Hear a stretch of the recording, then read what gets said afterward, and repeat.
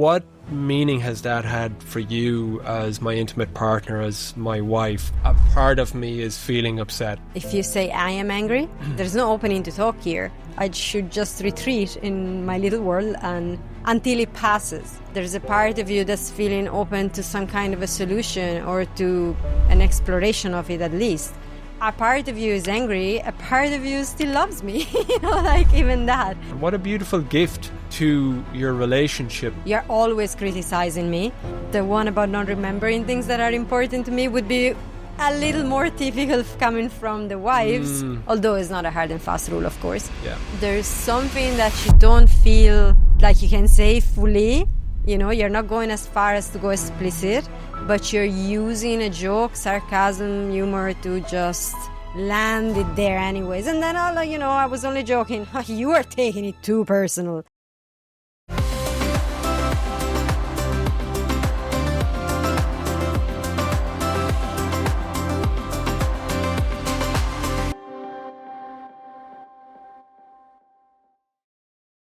So welcome into the He Wants, She Wants Marriage podcast. In this episode, we're talking about how to stop toxic criticism from ruining your marriage. This is part 2 of the Marriage Apocalypse series. Criticism is defined as attacking your partner's character without any focus on a behavioural change. Our perspective is all criticism is toxic. Yeah. Do you agree? Yeah, I do. I really do. There's a lot of talk about constructive criticism versus toxic criticism, but I really feel in our experience is all criticism is actually toxic. Yeah, like the fundamental, the basis for this in episode 1 in this series, we were talking about how criticism, which is so all-pervasive, and in this episode we're going to be talking about the nuances of what is criticism. It can be a real sneaky one. So you're going to do that breakdown of explicit criticism to implicit criticism. Listen in, everyone. The vast majority of people are not recognizing what criticism actually is that's coming through them and through their partners. We spoke about in episode 1 of how criticism leads to defensiveness. Defensiveness leads to contempt, and then contempt leads to stonewalling contempt, and hey, that's what brings a marriage down. And they're the 4 horses of the marriage apocalypse, as John Gottman has found over the last 4 or 5 decades of marriage research. So we really need to bring an awareness to criticism. In this episode, we're really, because that's what we do, we don't like theory in our household. It's like it either works or it doesn't. We want to go beyond the theory of criticism and really help people at home bring it like what we use at our kitchen table in our everyday and with our clients, which is the practice of it. So you're going to bring people through, and we're going to have a fun commentary on that about what criticism sounds like, recognizing and becoming aware. Oh, so that is criticism. Yeah. The second part, which is essential, is, well, what do you do with that?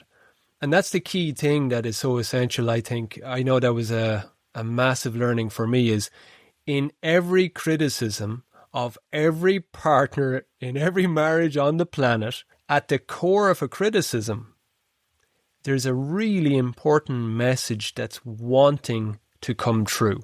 This episode, through a 2-part proven formula that we worked through, we had a name, we called it there yesterday. Own a part, suggest a start. Yes. Funky language just came into our household. We've been using this for probably months and years at this point. But own a part. There's a part of you, and then suggest a start. It will make a ton more sense when Matilda gets into the thick of it. So I'm going to invite my beautiful queen in on this, and let's go into this breakdown of what criticisms are and the solution through this formula. Yeah. So, well, I suppose we're all familiar with is like the explicit criticism. So as you mentioned, there's more explicit way of criticizing someone and a more implicit one. And those are the tricky ones. And we're going to go through them in a minute. But the explicit one is like, you're lazy. It's pointed at the other person and is not about their behavior. It's just, you are such an asshole. That's it. It's like it's very pointed. So how can we express it and turn it around using that formula that you said? So we own a part and then we suggest a start. You're lazy can be translated in a part of me is feeling unsupported, because that's the truth. Like I believe you mentioned that at the base of every criticism, there's something that wants to be expressed. So you may be feeling unsupported, and that is your experience. So it's okay to speak to that, but rather than putting the person down and say you're lazy, a part of me is feeling unsupported. And then the suggestion of, I'd appreciate if you could tidy up after dinner. I don't know. That could be the thing. One little practicality. You're an asshole. Well, a part of me is feeling sad or hurt when you speak that way to me. I'd love if you could own it and apologize. So we're going with that formula. Yeah, a key thing in this to bring people in that are listening at home, because we have found that out there when it comes to criticisms and expressing your part, your perspective, is there's a lot of I statements. We really encourage people at home, and that has been fundamental for us in bringing a way more positive connection and understanding together, which is a part of me. What meaning has that had for you as my intimate partner, as my wife, where I'm speaking, hey, a part of me is feeling upset, a part of me is feeling angry with you, etc.? Massive, because if you say I am angry, well then, I mean, there's no opening to talk here. I'm just like, okay, he's angry. Right, I should just retreat in my little world and until it passes.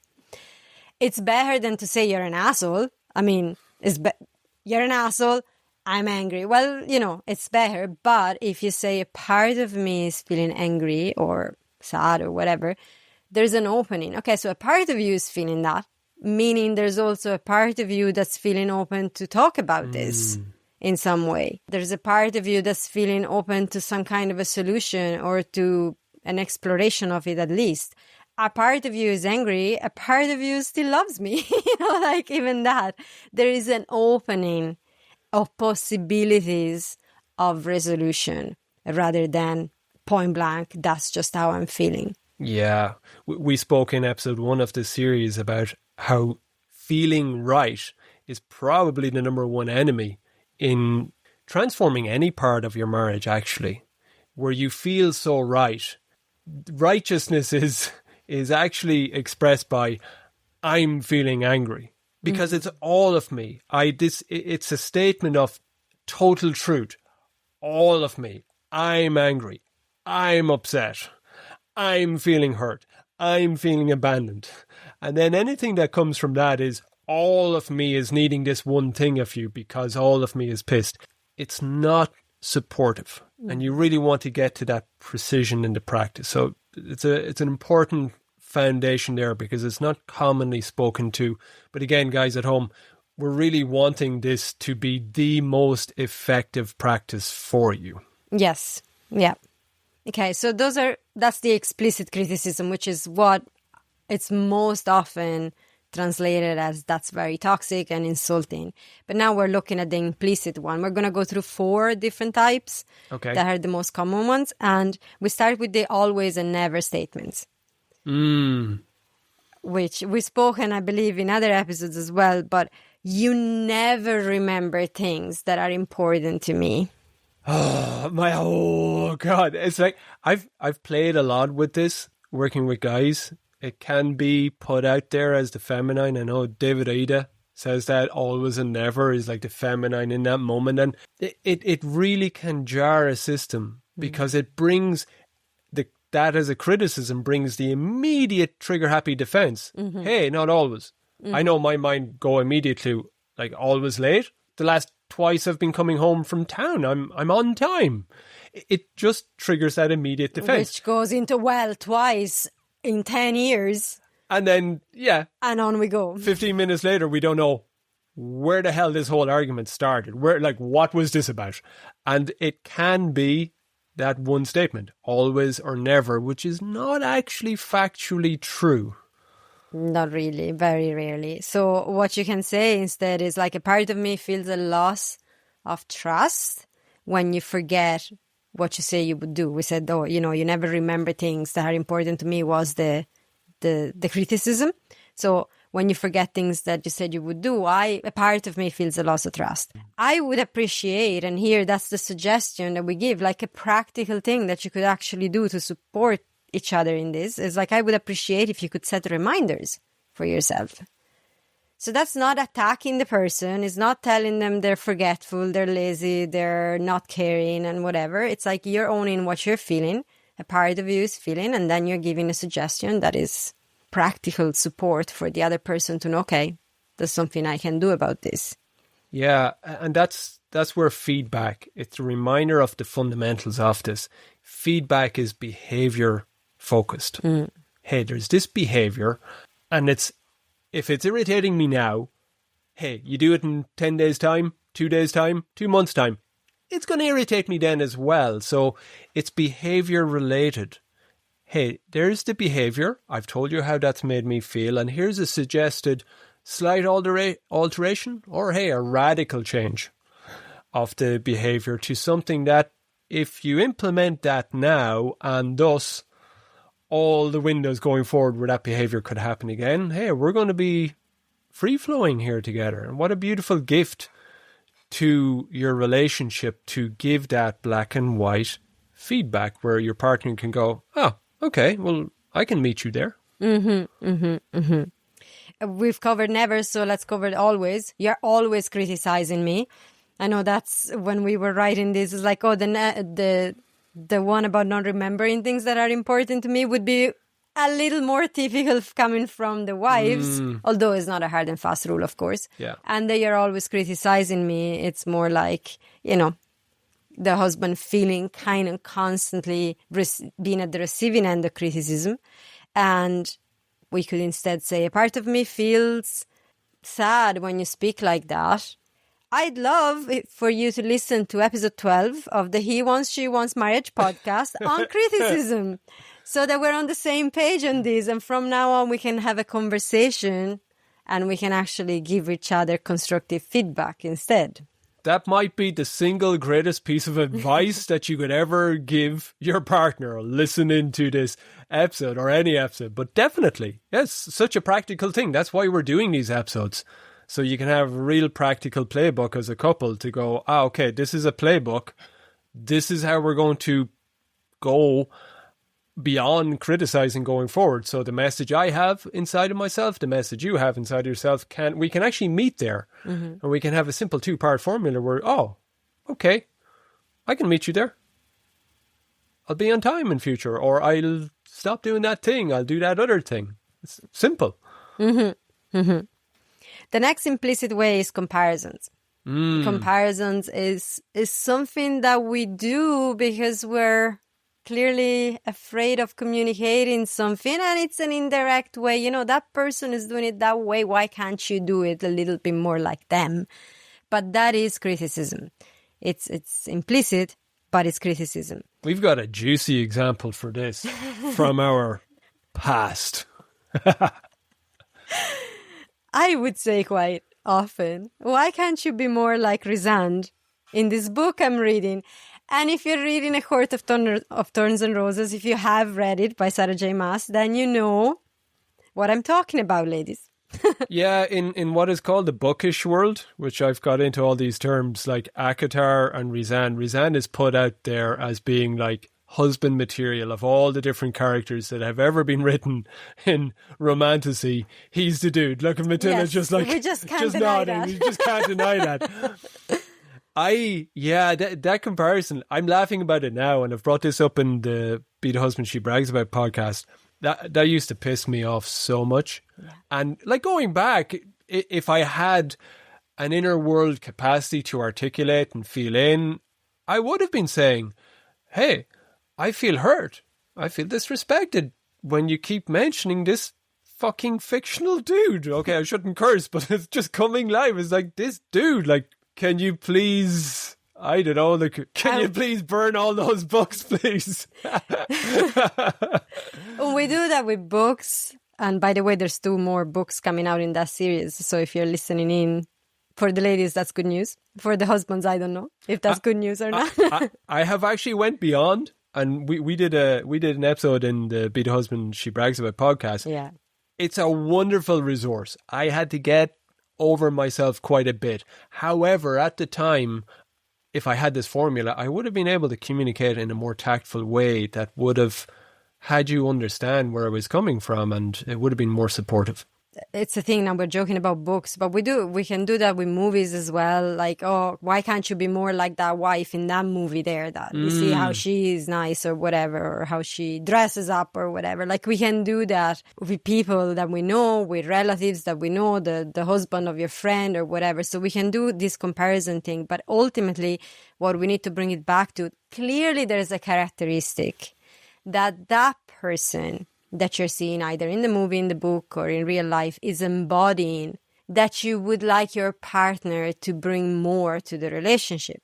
So rather than doing the comparison, bring it back to the characteristic and then communicate. So we use the example of being in public, and I don't know, like in these books that we read, these men in the books are always so present with their partners. So like what I would have said is like, oh, when we're in public, I a part of me feels like I'm almost transparent to you. So I would love, for example, for you to hold my hand more when we're out at a party or at a public event or whatever. So we're not doing the comparison anymore. You're owning, and you're owning that part, and then you're suggesting something that would help your partner to bring that more, whatever you want embodied. So the comparison is not there at all anymore. You can use that you've seen as an inspiration, or it can be a trigger, a reminder of, actually, you know what, I'm kind of missing that in my life. That's okay. That's not wrong. But don't compare then. Go with what you're needing and just bring it out from your partner with a suggestion that is applicable. Yeah. The real key part of the success and failure of part 2, suggest a start, is to give it as a tangible, achievable behavior. Yes. You know, I want you to be more present. You might even go, hey, I feel transparent in public. I want you to be more present in future. And it's a good start. Better than be more like Roseanne from the book. I want you to be more present. It's way more successful to give it as a tangible, understandable behavior that your partner can go, oh, well, that's simple. You know, I want you to hold my hand more often we're out in public. That will evoke. You have to be present to remember that. So really, and that's the art of it. You're not going to nail this. There's plenty of times we give feedback to each other, and actually we need to clarify, hey, what does that look like? You can reflect on what is it in the behavior that would look, that would be success for you. So I'm giving him or I'm giving her this feedback. What does behavioral success look like? Oh, she'd be doing more of that. Oh, my husband would be saying that in that moment, and give it as black and white in a meaningful way for you as you can. 99% of the time, that's going to be soothing for your partner. They're going to be like, yeah, okay, well, that's understandable. In the entire chaos of what married life can feel like internally and externally, I can do that. Yes, that's very important. The next one, should statements. Oh, I saw your deep breath when you said I know. That was not a relieving breath? No, I have a physical allergy to should statements. People that know me, they know this. Because when I hear you should be doing this, it's just like everything in my body closes up. And I know I've used them. So it's one of those things. What triggers you usually is also what you do and whatever. We don't go into that now, but yeah. So you shouldn't be taking so long to get ready when we're going away. It's one example. It's like, you shouldn't. There's anytime that we use the word should is an implication of you and your behavior are wrong, and there's something, everyone else is doing it better, and it's just so loaded. I can feel, and people listening in, and if you have the video, I can feel it in your nervous system. Like you're here doing the podcast episode, but everything has come out. Exactly. Yeah, but it's so true. I found it really validating when I was studying cognitive distortions. And it's of all the ways the human mind can distort reality, they've brought it down to, well, I think there's six different categories. And one is dedicated entirely to should statements. Yes. I read that, I was, wow, this one word? How do you mean out of all the weird and wacky ways the human mind distorts reality, should statements? They've dedicated one entire category to it. It's such it's just such a toxic habit, and it's really common. It was one of the best thing ever in our own family, as in me, you, and the girls, to actually eliminate that, especially as parents, because obviously the kids don't really come out with should statements to their parents very often, but the other way around does. We've eliminated that, and it's such a relief. So that could be changed into a part of me feels frustrated when I'm waiting for you and we're late. Mm-hmm. And that's okay. I mean, you can say that. I would love to know how I can support you in getting out earlier, in getting prepared quicker. Because maybe there's something like, if you go, you shouldn't take that long. Well, but I've been taking care of the kids before going out. I had to take care of this. Or if you should do more, and it can become this table tennis of shoes, where instead it's like, how can I support you? I'd love to know from you if there's something I can do so that this thing that, yes, is frustrating me, but we can work it out. There's such a key part of that. I didn't recognize it yesterday when we were doing up the script of it. But it's the power of gifting curiosity to your partner, where the criticism is an attack on you. Oh, you shouldn't be late all the time. Or this is, hey, I'm owning the effect it's having on me. And then leading with a curiosity. What is it that I can do differently that could be supportive for you? That's an amazingly tactful way of sharing the load of what's happening. Can you imagine if every single criticism was alchemized with that, with an owning of the human experience, and then, hey, I'm just curious, how can we go at this together? Yeah, sometimes there's a direct black and white on the behavior, and that is important. Yet there's a great power in the awareness of you're really looking to find a solution together as a couple.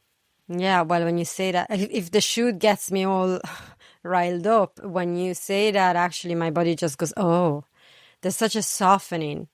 How can I support you in getting this done quicker or whatever? Like, you're not alone anymore in it. Because when you should do it this way, well, the person that receives that is like, they're alone in trying to figure out, they're being attacked. They're actually probably very often trying to do their best, because that's what we do. No one actually goes around trying to piss people off on purpose, or very few people do.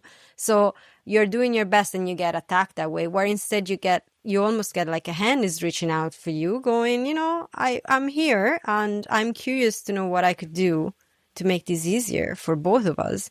That's a shared load. It's very loving, actually. It makes the other person feel loved in that moment instead of attacked. So it's really bringing to mind, we had that living a passionate, beautiful, full, wholehearted life. We had a real intense blow up, albeit it's like it happened over sort of like 10, 15 minutes, and we brought it in beautifully into deeper connection. But one of the key things in unpacking that, I still remember the moment, and it's on this, where there was a part of me, and hey, going into this, it was critical.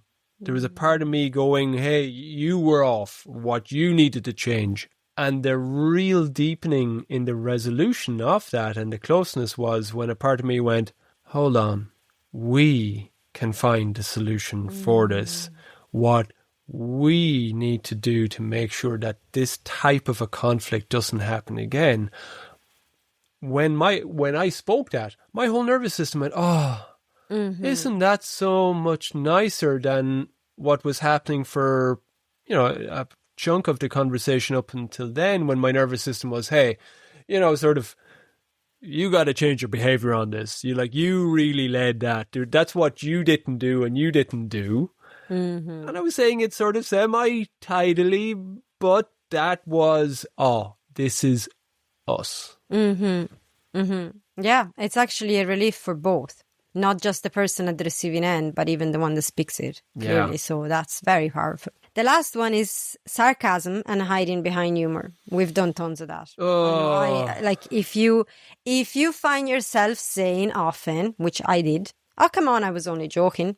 There's something there. Yeah. That's information as to, there's something that you don't feel like you can say fully. You're not going as far as to go explicit, but you're using a joke, sarcasm, humor to just land it there anyways. And then, I was only joking. You are taking it too personal. Yeah, it ends up in a gaslighting of the other person.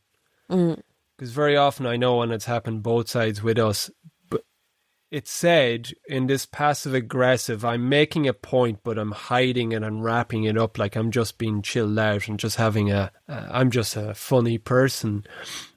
And then when the other person's nervous system has a natural, hey, fuck you, that's not right.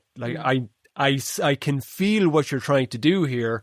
Then the gaslighting begins. Oh, stop taking it so personal. Are you still talking about that?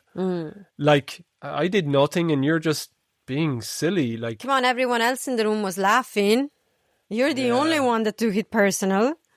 Yeah, it's so ruinous. And that's the key thing. I know for myself with my upbringing, we spoke that in episode 1 of this special series. My whole upbringing, it was all the implicit. Mm-hmm. Never direct, never blunt direct character attack. It was all of these hidden, it's said, but I can't really call you out direct until I've studied, deep intimate relationship skills for 6 years as a 42-year-old, and then I can get really specific with how off it is. Without that level of training, our bodies know these implicit criticisms, they're just not right, but they're really sneaky. So the encouragement is for people at home is to really tune into the implicit criticisms. I think that's one of the highest leverage places for every partner and every couple to look at themselves, because they can sneak in underneath the radar and, I'm not criticizing them. You are. You really are, and it hurts. And it ultimately damages your marriage. Very much. And the funny thing is, the irony of it all is that, as we said at the beginning, there is a message. If you have something that you want to criticize your partner about, that it comes out as a criticism, there is actually a message there. There's something you would like change with. When you use criticism, it's not landing. So you're not going to get that change that you want. So it bites you back. It doesn't actually work. Not only you're evoking defensiveness, which we're going to talk about in the next episode next week, but you are not achieving what you want.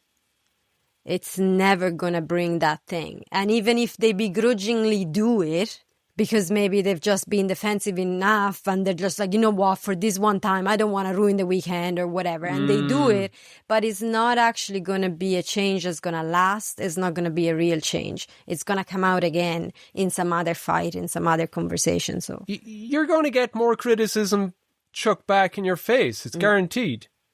I know I was taking the sting of criticisms, and the nice guy, I didn't know how to speak, I didn't know how to set a boundary and all the rest, but by God, I was filling my filing cabinet full of frustration. And the real damaging thing is any little excuse of what you would do after me feeling hurt and I didn't own it and I went defensive and I stonewalled, any excuse. There's a part of my psyche, and if people tune in, there's a part of every psyche that's just waiting with a smug look in the face going, oh, well, you've just slipped up like you hammered me for last week. Well, here you go. You're 2 minutes late yourself. Boom. What a petty way to be.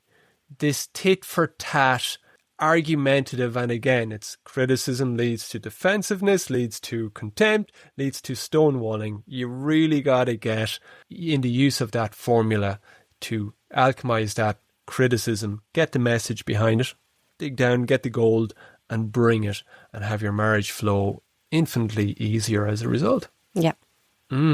That's all we have to say on criticism, I believe. Yes, For now. absolutely. Again, and we're bringing this again and again and again and again with relentless willingness. Share this episode with your partner. Get it out to them. Start that conversation. Keep on sharing it to the point that they grudgingly at first go, okay, whatever, I'm going to listen to these two from Ireland, whatever the hell. Good. You get the conversation going, guys. When that happens, miracles happen. It's all available. So that was episode number 2 in this special series. Episode number 3 is coming up. It's probably going to be next week on defensiveness, the antidote to that, super practical advice, and yeah, can't wait. Yeah. That's been awesome. Until the next episode next week, go have an awesome week, and yeah, as always, dare to go get what you want in marriage. Bye guys.